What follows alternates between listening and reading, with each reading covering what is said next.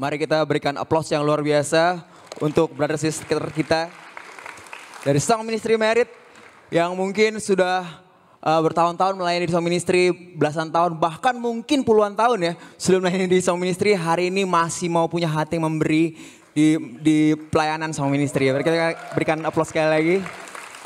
Kita juga boleh berikan aplaus ya untuk semua yang terlibat sampai ibadah ini terjadi, dari multimedia, dari teman-teman juga dari CBN, tim Asyir juga boleh kita berikan aplaus yang luar biasa. Hari ini menjadi hari yang spesial bagi saya, karena hari ini pertama kali saya berkhotbah di depan ibu saya, mami saya, Ibu Silvi Simatupang.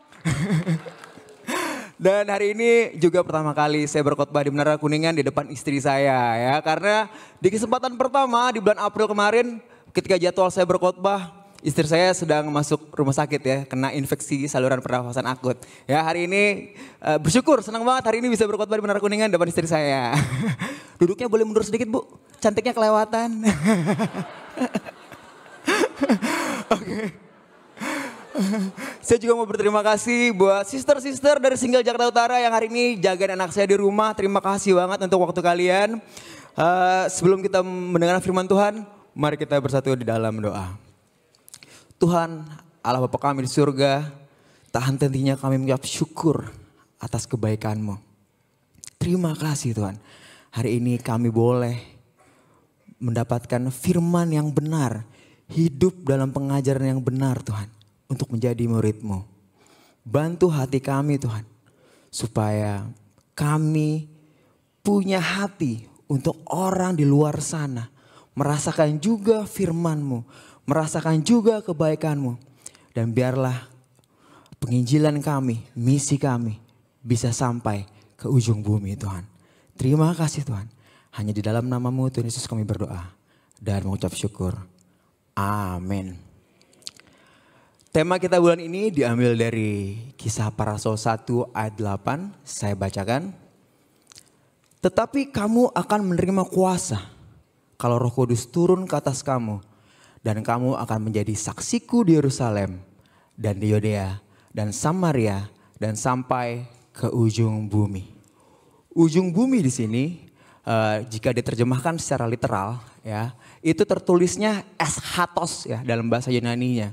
Dan jika diterjemahkan secara literal artinya adalah tempat yang paling jauh atau tempat yang paling ujung yang bisa kita capai ya. Dari pelajaran Pak Budi minggu lalu, kalau sampai ujung bumi secara kultur kita sudah berbeda. Secara relationship kita bisa nggak punya relationship sama sekali. Ya, dan secara jarak sangat jauh atau yang terjauh. Ya, tetapi jika eschatos diterjemahkan secara alegoris atau secara perumpamaan, itu bisa diartikan sebagai hal terakhir yang bisa dilakukan bukan karena nggak penting ya. Bukan karena nggak penting terakhir dilakukan. Tetapi dilakukan karena ini adalah hal yang paling sulit. Dan butuh komitmen yang tertinggi. Ya, jadi kalau misalnya kita mau sampai suatu tempat yang kita nggak tahu di mana. Kita mau menginjil di sana. Tempatnya nggak tahu. Orang-orangnya kayak gimana. Sudah pasti kita harus keluar dari zona ternyaman kita. Lebih dari apapun juga. Ya, dan kita harus punya komitmen mungkin yang tertinggi juga untuk bisa menginjil di sana. Ya, saya mau cerita sedikit. Wah, ini bukan favorit saya ya. Disclaimer ya, saya bukan fans MU, bukan Real Madrid, bukan ya. Tapi saya kagum sama orang ini. Ya, dia adalah Cristiano Ronaldo. Ya, betapa dedikasi dia terhadap sepak bola bisa push dia untuk sampai level yang tertinggi dengan komitmen yang begitu tinggi. Dia tidak mengkonsumsi gula atau soda sama sekali, ya. Tidak mengkonsumsi alkohol, ya. Waktu Euro 2021, konferensi pers, ya waktu itu sempat gempar ya. Ada minuman soda, dia bilang ini bukan air, ya. Ditaruh di bawah, diambil air mineral, ini air, ya kira-kira begitu. Sahamnya langsung turun sekitar 1 triliun, sahamnya loh, saham minuman soda itu ya. Saking dia sehatnya tuh sampai freak gitu ya. Ya, dia tidak mengkonsumsi alkohol. Sit up 12.000 kali. Seminggu dibagi 4 hari. Ya, jadi perharinya itu 3.000 ya kalau nggak salah. Ya, hanya makan makanan bergizi per 3 jam, pergi ke gym 4 jam per hari, berumur 37 tahun tapi metabolismenya seperti umur 28. Ya, berlatih sepak bola 6 jam per hari. Nah ini dia, datang 4 jam sebelum sesi latihan tim. Jadi sesi latihan itu biasa 2 jam, 4 jamnya dia latihan sendiri. Ya, shooting, free kick, heading semuanya. Dan kecepatan larinya 32 km per jam di umur 37 tahun. Ya, kita bisa lihat ya betapa cintanya Ronaldo sama sepak bola. Sampai dia mau nge-push dirinya untuk sampai level yang tertinggi dari sepak bola. Dengan punya komitmen yang tertinggi. Kadang-kadang saya sebagai disciples ya, kalau lihat Ronaldo ya, saya tertusuk loh. Ya, secinta apa saya sama firman hari ini? Apakah saya mau punya komitmen yang tertinggi juga untuk melakukan semua yang ada di firman? Atau secinta apa saya sama jiwa-jiwa yang hilang di luar sana? Sampai saya mau punya komitmen yang begitu tinggi untuk memenangkan jiwa-jiwa tersebut. Ya. Karena kita tahu untuk sampai level yang terjauh, untuk sampai tempat yang terjauh, level yang tertinggi, mencapai asatos, kita juga harus punya komitmen yang tertinggi juga sebagai disciples. Amin. Maka dari itu, judul pelajaran saya hari ini adalah The Highest Commitment of Disciples untuk penginjilan sampai ke ujung bumi. Amin. Poin saya yang pertama adalah komitmen pertama yang harus kita punya sebagai disciples untuk bisa mencapai eschatos atau tempat yang terjauh atau level yang tertinggi dari penginjilan adalah martyr mentality atau mentalitas martir. Masih di ayat tema kita bulan ini, tetapi kamu akan menerima kuasa kalau Roh Kudus turun ke atas kamu. Dan kamu akan menjadi saksiku di Yerusalem dan seluruh Yudea dan Samaria dan sampai ke ujung bumi. Saksi di sini ditulis dalam bahasa Yunani adalah martus, ya, martir ya. Dan terjemahannya in a legal sense ya, dalam hukum, martir ini adalah saksi mata yang dihadirkan di pengadilan yang ada di tempat kejadian perkara. Jadi dia adalah orang yang ada di kejadian perkara yang memberi kesaksian di pengadilan. Kemudian dari sisi sejarah, martir ini bisa diartikan sebagai orang yang menjadi saksi mata dari sebuah kejadian penting di waktu itu yang ditulis sama penulis-penulis buku di masanya yang akhirnya menjadi sejarah untuk generasi selanjutnya. Ya, tetapi ada satu lagi terjemahan martus ya, martir secara etika. Martir bisa diartikan sebagai orang yang mati secara kejam. Ya, disiksa secara kejam karena mempertahankan keutuhan atau keaslian imannya kepada Tuhan. Nah, hari ini kita mau belajar mentalitas martir seperti apa yang dipunyai para rasul atau jemaat mula-mula di Kisah Para Rasul. Yang pertama di Kisah Para Rasul 5 ayat 40 sampai 42. Mereka memanggil rasul-rasul itu lalu menyesah mereka dan melarang mereka mengajar dalam nama Yesus. Sesudah itu mereka dilepaskan. Rasul-rasul itu meninggalkan sidang mahkamah agama dengan gembira karena mereka telah dianggap layak menderita penghinaan oleh karena nama Yesus. Dan setiap hari mereka melanjutkan pengajaran mereka di bait Allah dan di rumah-rumah orang. Dan memberitakan Injil tentang Yesus yang adalah Mesias. Kita bisa lihat mentalitas martir yang dipunya oleh para rasul di Kisah 5, 40-42 ini. Ya, mereka disesah ya. Bedanya disesah sama cambuk adalah sesah itu kalau cambuk pakai pecut, kalau sesah itu pakai rotan ya, benda tumpul. Ya, mereka disesah. Tapi yang saya belajar adalah respon mereka atas masalah itu bukannya sedih. Ya, mungkin kalau saya ya dipukulin ya, jangan menginjil lagi. Saya question Tuhan pasti. Tuhan kenapa nih? Saya kok dipukulin, menginjil malah dipukulin. Saya jadi question Tuhan. Ya, tapi mentalitas martir yang dipunyai oleh para rasul saat itu, responnya malah gembira. Lucu ya. Biasa kita gembira tuh apa? Tanggal muda gitu baru gajian ya. Mereka gembira waktu disesah. Karena mereka dianggap layak menderita penghinaan oleh karena nama Yesus. Wow. Ya, dan mereka nggak berhenti. Ya, nggak berhenti, nggak takut. Responnya melanjutkan pengajaran mereka di bait Allah. Wow, ya. Jadi nggak ada lagi ya. Ini bukan sekedar nggak jadi melanjutkan penginjilannya gitu. Ini cobaannya itu bukan cuman lagi sakit, lagi masuk angin, bukan ya. Ini pengekangan atau ancaman dari sekitar, ya. Tapi mereka responnya justru gembira dan melanjutkan. Ya, mental martir seperti ini yang membuat saya sangat kagum sama para rasul saat itu. Yang kedua kita belajar dari saudara kita Paulus. Tetapi datanglah orang-orang Yahudi dari Antiokhia dan Ikonium.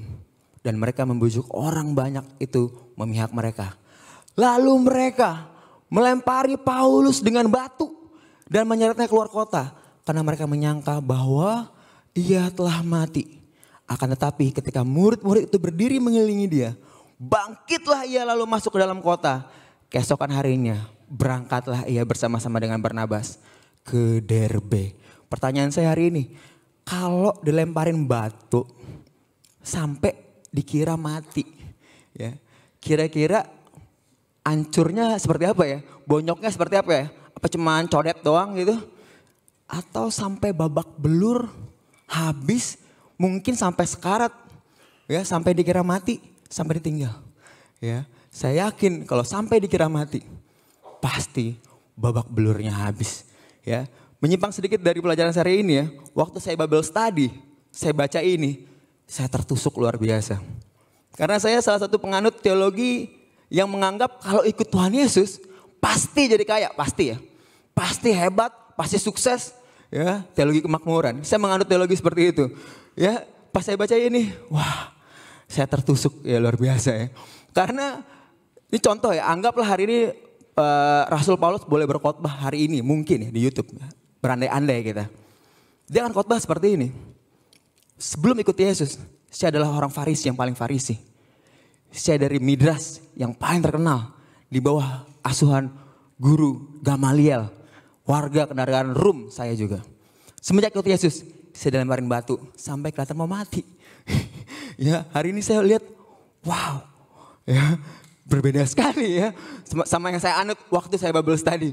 Ya, jadi saya waktu itu benar-benar tertusuk untuk punya penginjilan yang lebih lagi dalam Tuhan ya. Dan ini ada daftar penderitaan Paulus. Ya, kalau boleh ada yang tambahin boleh ya. Di penjara, dilempari batu.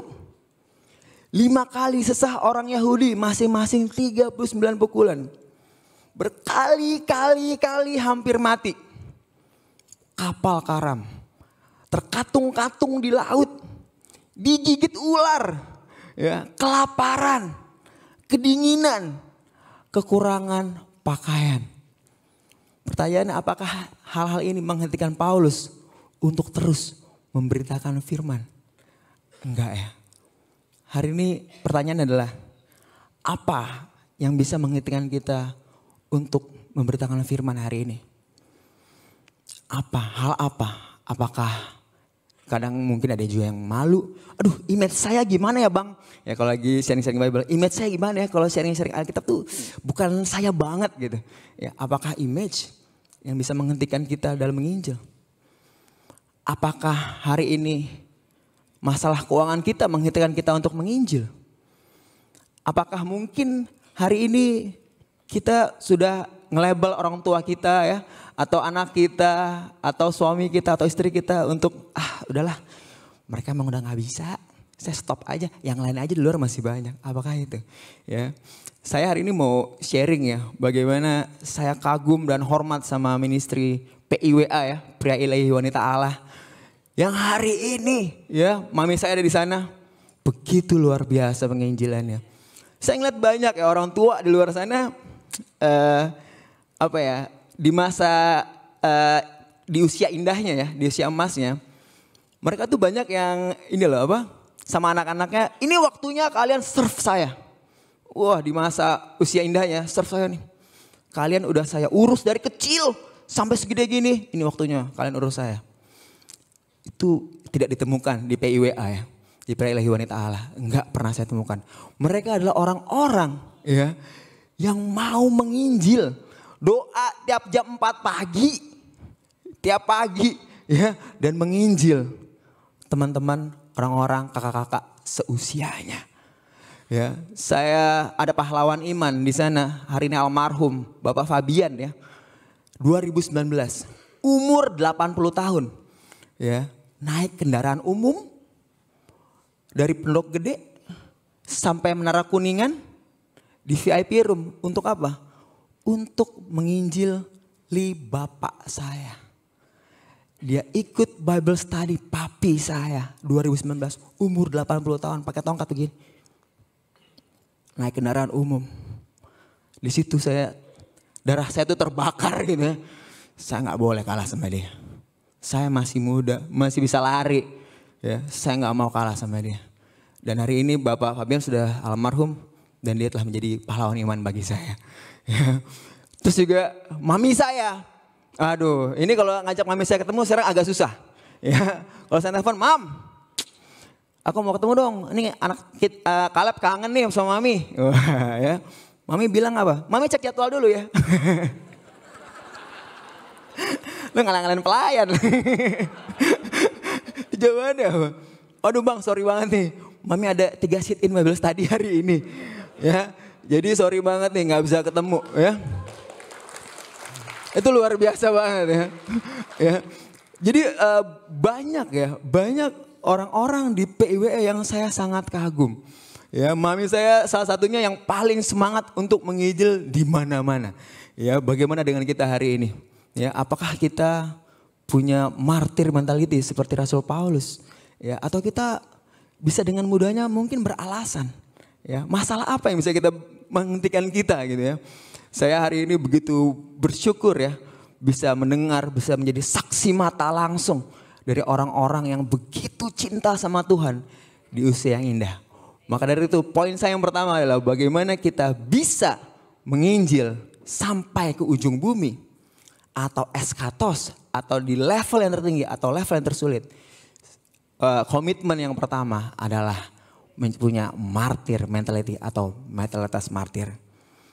Poin saya yang kedua, untuk bisa sampai ke level tertinggi atau hesatos atau tempat yang terjauh adalah spiritual. Di Kisah Para Rasul 2 ayat 42, mereka bertekun dalam pengajaran rasul-rasul dan dalam persekutuan. Ya, di sini kita bisa ingat ya, jemaat mula-mula saat itu mempraktekkan apa yang Yesus katakan di Matius 6 ayat 33. Cari dulu kerajaan Allah, ya, orang-orangnya, persekutuannya, dan kebenarannya. Ya, jadi 2. Ya, persis seperti di sini, bertekun dalam pengajaran dan dalam persekutuan atau fellowship. Saya banyak ketemu sama orang ya, yang sharing-sharing Alkitab sama saya berkata seperti ini. "Bang Jor, nggak usah lah kita kumpul-kumpul nggak penting tuh nggak usah lah. Ya, saya itu orangnya cukup Tuhan. Sama Alkitab aja cukup. Ya nggak perlu lah itu." Biasanya saya buka ayat ini ya sama Matius 6:33 ya. Di sini katakan bertekun dalam pengajaran rasul-rasul dan dalam persekutuan. Bukan atau ya. Di sana juga katakan cari dulu kerajaan Allah dan ya kebenarannya. Bukan atau. Ya, jadi tidak bisa memilih salah satu. Jadi belajar firman dan keinginan untuk fellowship selalu berjalan beriringan. Dan inilah yang dilakukan oleh jemaat mula-mula ya, untuk menjaga spiritual mereka. Kemudian di bawahnya, lihat 46 sampai 47, dengan bertekun dan menasihati, mereka berkumpul tiap-tiap hari dalam bait Allah. Mereka memecahkan roti di rumah masing-masing secara bergilir dan makan bersama-sama dengan gembira dan dengan tulus hati. Sambil memuji Allah, mereka disukai semua orang. Dan tiap-tiap hari Tuhan menambah jumlah mereka dengan orang yang diselamatkan. Di sini kita bisa lihat ya. Mereka berkumpul tiap-tiap hari. Ya, pertanyaan apakah mereka nggak punya kerjaan? Ya, pasti mereka punya. Tetapi mengapa mereka punya keputusan untuk berkumpul tiap-tiap hari? Satu kata yang pasti di dalam hati mereka, karena ini penting. Ya, kenapa kita makan 3 kali sehari? Karena penting. Ya, kalau nggak penting kita tidak akan lakukan. Ya, kita bisa lihat bagaimana keinginan jemaat mula-mula saat itu untuk fellowship dengan gembira dan tulus hati, karena dalam fellowship ada sharing firman, saling menegur, saling belajar, ya, saling menasehati. Di sana ada one another yang terjadi yang bisa membuat kita semakin spiritual. Ya. Dan baru terakhirnya Tuhan menambah jumlah mereka dengan orang yang diselamatkan. Jadi saya juga pas baca ayat ini ya, saya teringat lagi ya. Orang-orang yang semangat menginjil, ya, yang pernah saya kenal adalah orang-orang yang pasti juga semangat untuk fellowship, untuk bersekutu dengan gembira dan dengan tulus hati. Saya nggak pernah lihat orang yang datang belakangan pulang duluan gitu ya, itu bisa berbuah banyak di luar gitu, nggak mungkin. Ya, karena di Bible juga dilihat ya, orang-orang yang ditambahkan jumlah sama mereka adalah orang-orang yang semangat dalam pengajaran rasul-rasul dan dalam persekutuan. Dan itulah yang bisa menjaga mereka untuk tetap spiritual. Karena nggak mungkin ya, kita mau ngajak orang untuk rohani sama Tuhan, kita sendiri nggak rohani. Mungkin nggak? Nggak mungkin. Ya, kita mau ngajak orang spiritual sama Tuhan sambil ngerokok gitu, nggak mungkin kan? Ya, jadi kita harus rohani atau spiritual dulu. Ya, di dalam Tuhan, baru Tuhan menambah jumlah mereka. Kemudian saya mau tanya ya, di sini ada nggak yang pernah sharing pergumulan ya? Atau ngaku dosa ya sama teman, sama brother sisters, sama pembimbing atau sama pelayan gitu. Ada yang pernah? Boleh tunjuk tangan ya? Wah, saya pernah ya. Ya. Pertanyaan gini, kalau orang tersebut yang kita ceritain, tiba-tiba dia ceritain dosa kita ke orang lain. Ya, ya itu pasti kita kesel ya. Saya sih kesel pasti, bocor nih orang ya, mulutnya bocor ya. Nyebar-nyebarin dosa saya. Kita pasti kesel sama orang itu. Ya. Tetapi ada satu orang ya di Kisah Para Rasul, salah satu rasul yang terkenal. Ya. Dia ceritain dosa dia. Dicatat sama 4 temannya menjadi sebuah buku. Disebarin bukan ke teman-temannya doang, tapi ke seluruh dunia. Sampai hari ini kita tahu. Ya, ada siapa? Ada Petrus ya. Petrus menyangkal Yesus. Ya, itu tercatat di 4 Injil. Ya, 4-4-nya mencatat Petrus menyangkal Tuhan. Bahkan di Matius bukan cuma menyangkal ya, tapi ada mengutuk dan bersumpah. Mungkin ada kata-kata yang kurang baik yang dikatakan sama Petrus saat itu. Dia rela hari ini dicatat dosanya sama teman-teman saya. Ya, disebarin ke seluruh dunia. Sampai hari ini kita kenal juga enggak sama Petrus, kita jelek-jelekin enggak. Yesus Petrus tuh, ya menyangkal Yesus 3 kali. Petrus menyangkal, ya kan? Sampai hari ini kita bisa ceritakan itu sama orang-orang, ya. Tapi kita bisa lihat kenapa Petrus rela dosanya dicatat dan disebarkan seluruh dunia. Karena saya yakin dia mau hidup secara spiritual yang full dan rohani yang full supaya dia hanya baik di mata Tuhan saja. Amin. Bagaimana dengan kita hari ini? Apa kita masih ada dosa yang mungkin kita sembunyikan? Yang kita kalau yang ini jangan deh, yang ini aja, yang ini oke lah. Kalau yang ini jangan, ya malu saya. Apakah kita ada dosa yang seperti itu? Yang kita sembunyikan hari ini. Ya, saya mau cerita sedikit ya. Pertobatan mami saya, yang mumpung ada di sini. Jadi mami saya ada dosa selama 25 tahun yang disembunyikan lah kira-kira begitu.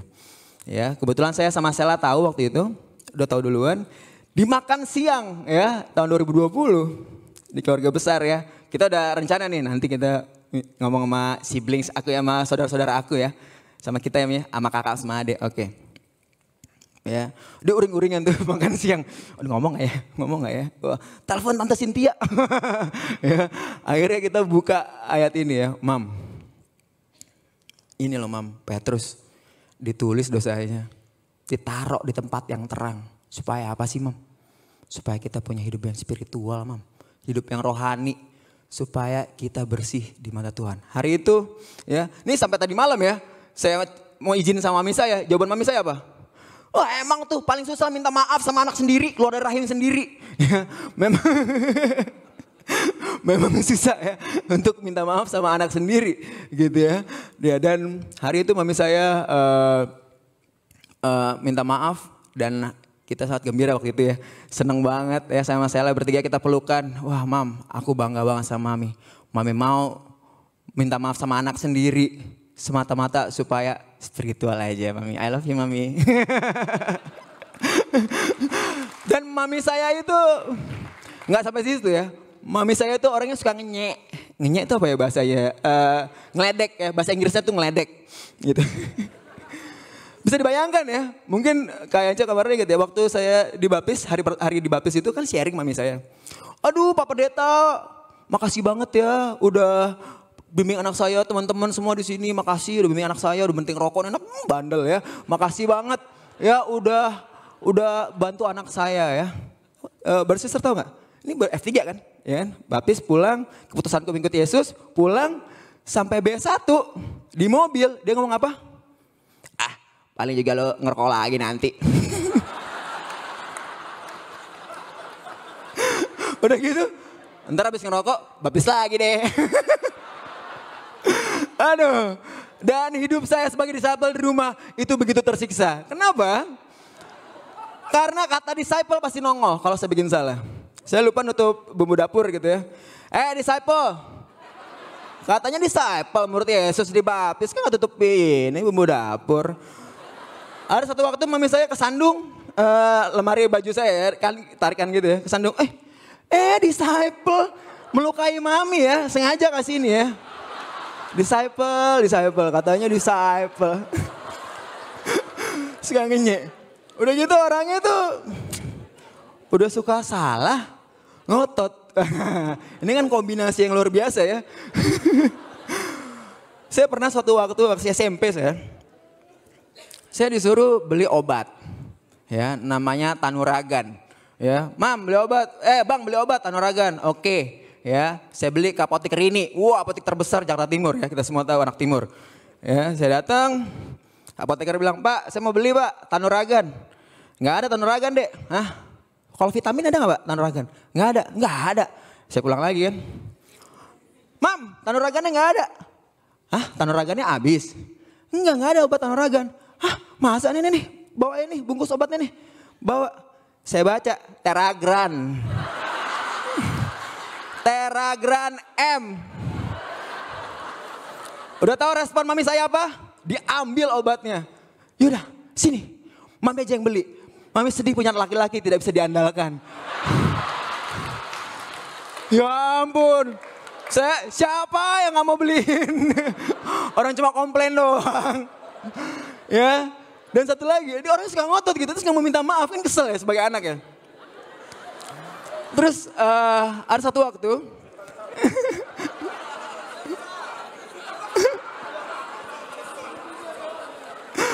ya tahun 2000 awal ya, saya masih SMP. Waduh, di pertengahan liburan kelas 1 naik kelas 2 SMP, saya inget banget. Dia dari mall pulang sama adeknya, pulang, dia pamer tuh dari mall. Wih, kita habis ketemu artis dong tadi. Artis siapa mam? Artis Once. Once siapa? Penyanyi. Itu vokalis Dewa yang baru. Once. Once. Udah gitu apa? Responnya ngotot. Itu bacanya Once. Kamu gak tahu kan? Once mam, dia orang Manado bukan orang Inggris. Manggilnya Once. Nanti kalau panggil Once berarti pendeta Single Timur manggil Yans dong. Bukan Yance. Ya. Ngotot itu luar biasa ya. Tapi hari ini ya brother sisters ya. Mami saya adalah orang yang minta maaf duluan selalu. Selalu nomor 1 duluan. Ya. Pernah dia lagi main handphone, anak saya masih 4 bulan kan. Masih belum cukup bagus lah matanya kalau buat lihat handphone lama-lama gitu ya. Mami saya lagi main handphone gini di belakang, anak saya bangun di belakang. Mungkin cukup lama ya anak saya lihat mami saya main handphone ya. Dia kaget, apa yang dia lakukan? Dia lari ke istri saya. Dia bilang apa? Minta maaf.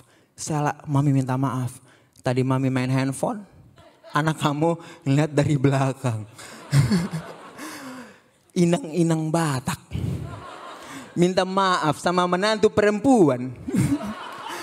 Di mana lagi kalau bukan di Kingdom? Ya. Di mana lagi? Minta maaf. Jadi sekarang kata-kata mami di telepon atau di aduh bang maaf nih bang, mami minta maaf mau kayak lebaran nggak apa-apa. Bukan nggak apa-apa mami, nggak apa-apa, maaf ya bang ini bang ya. Jadi ada maafnya selalu. Itu yang membuat saya kagum hari ini. Dan seperti yang Bapak Pendeta Budi ceritakan ya, atau ajaran kepada kita minggu lalu, orang-orang yang experience Tuhan, ya pasti dia mau expand, pasti. Hari ini saya sama Sela, itu persis kayak di kitab Timotius, siap sedia memberikan firman baik dan buruk waktunya. Kenapa? Karena out of nowhere ya, tiba-tiba kadang-kadang mami suka datang bawa temannya ke rumah. Bang, Sela, bang, mami ngapain tuh? Bawa temennya. Lu duduk nih, denger anak gue ngomong ya. Sel ini mantu gue. Sel ceritain Sel. Jadi murid Yesus.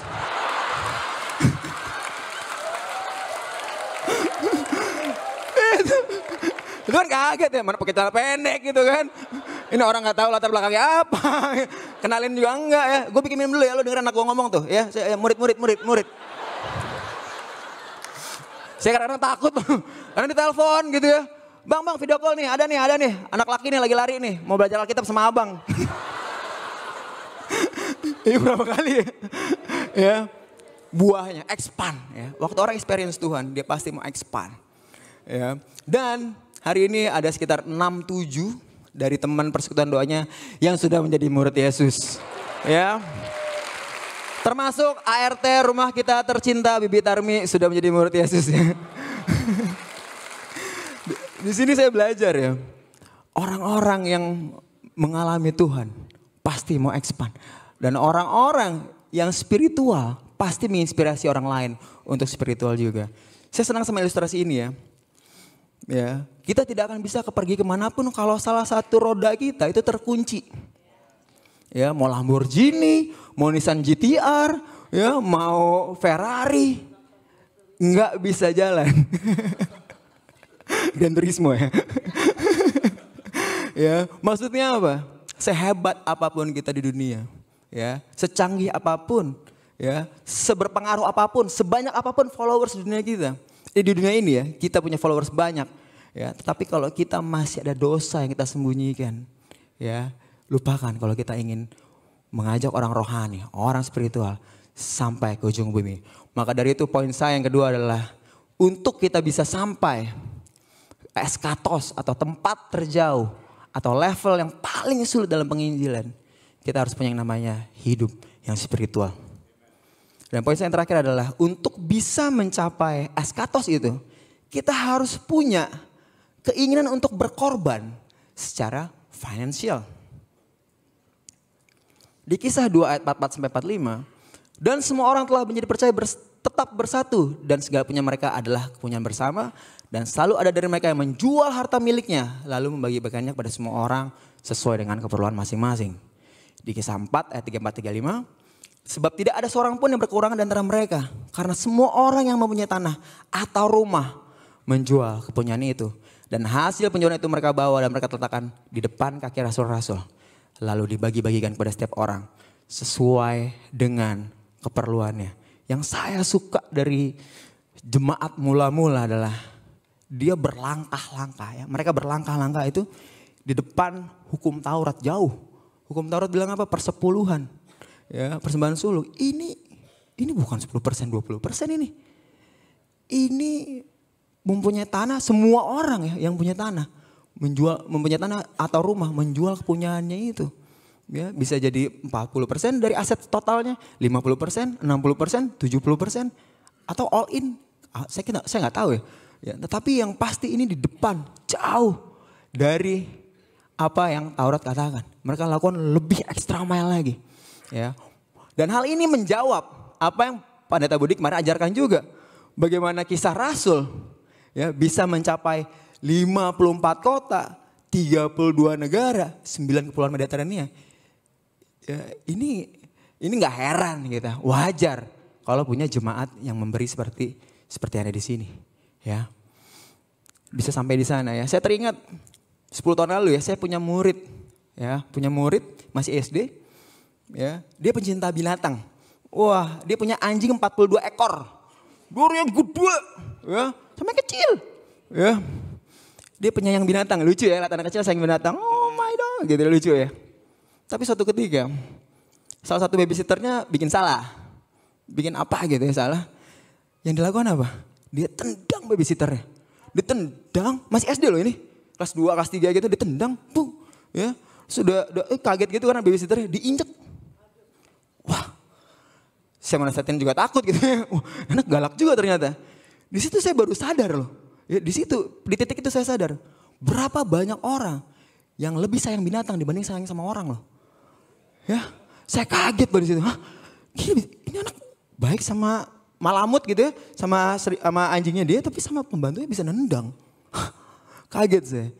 Hari ini banyak orang ya mau menghabiskan berjuta-juta, berpuluhan juta, ratusan juta ya. Kemarin kita lihat di sosmed ada menikahkan anjing dengan adat daerah tertentu. Wah, itu luar biasa. 120 juta ya. Menikahkan dengan adat tertentu. Itu luar biasa sih. Ya, berjuta-juta. Tetapi tidak punya hati ya, waktu mengasih, bukan gak punya hati ya, waktu memberi berkorban secara finansial untuk perluasan Injil, ya dia bergumul. Ya, apakah mencintai binatang itu salah? Enggak ya, boleh-boleh aja. Yang menjadi salah adalah ketika kita bisa lebih mencintai binatang peliharaan dibanding jiwa-jiwa terhilang yang di luar sana, yang membutuhkan penginjilan dari kita.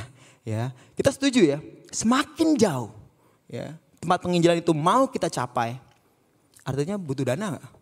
Butuh dana pastinya. Semakin jauh pasti juga butuh dana yang lebih besar lagi. Maka dari itu, untuk kita bisa merasakan firman, bisa sampai eskatos di tempat yang terjauh yang bisa kita capai, yang bisa kita lihat, level tertinggi yang bisa kita capai, pastinya kita harus punya kemampuan atau keinginan berkorban secara finansial. Amin. Supaya firman itu semakin jauh bisa menjangkau dan kita bisa merasakan kasih Tuhan lebih lagi. Wow, di tempat itu Tuhan sudah ada dan banyak murid Yesus menjadi muridnya ya. Dan demikian firman Tuhan ya. Dan ini adalah tiga poin yang saya sampaikan hari ini. Yang pertama, sebagai disciples untuk bisa sampai eskatos, ya, ujung bumi, tempat terjauh, tempat tersulit, kita harus menjadi disciples yang habis-habisan dalam menginjil. Tapi habis-habisan dalam Tuhan, dalam menginjil tidak cukup jika kita tidak punya hidup yang spiritual. Karena bagaimana kita mau menginspirasi orang hidup yang rohani kalau kita sendiri tidak rohani. Dan yang terakhir, saya mengajak para sister di sini untuk punya keinginan ya, mental berkorban secara finansial yang lebih lagi supaya firman bisa sampai ke ujung bumi dan kita menjadi saksi mata itu dan kita bisa menceritakan ke anak cucu kita. Demikian firman Tuhan. Mari kita bersatu di dalam doa. Tuhan Allah Bapa kami di surga, tak henti-hentinya kami mengucap syukur atas kebaikan-Mu Tuhan. Terima kasih Tuhan, hari ini kami boleh belajar kembali. Kami begitu melihat hati dari jemaat mula-mula dan rasul-rasul di kisah para rasul Tuhan. Mereka begitu punya hati yang luar biasa terhadap penginjilan. Kami belajar bagaimana menjadi martir, bagaimana punya mental martir yang dipunyai para rasul. Dan kami juga mau Tuhan punya spiritual seperti Petrus, seperti rasul-rasul lainnya. Sehingga banyak orang juga mau menjadi spiritual karena mereka bisa melihat Yesus dalam hidup kami. Dan bantu hati kami Tuhan, supaya hati kami punya hati yang memberi. Bukan memberi hanya secara waktu, tetapi memberi secara finansial. Supaya kerajaan Allah makin diperluas dan makin banyak orang menjadi murid-Mu. Terima kasih Tuhan. Hanya di dalam nama-Mu Tuhan Yesus kami berdoa dan mengucap syukur. Amin.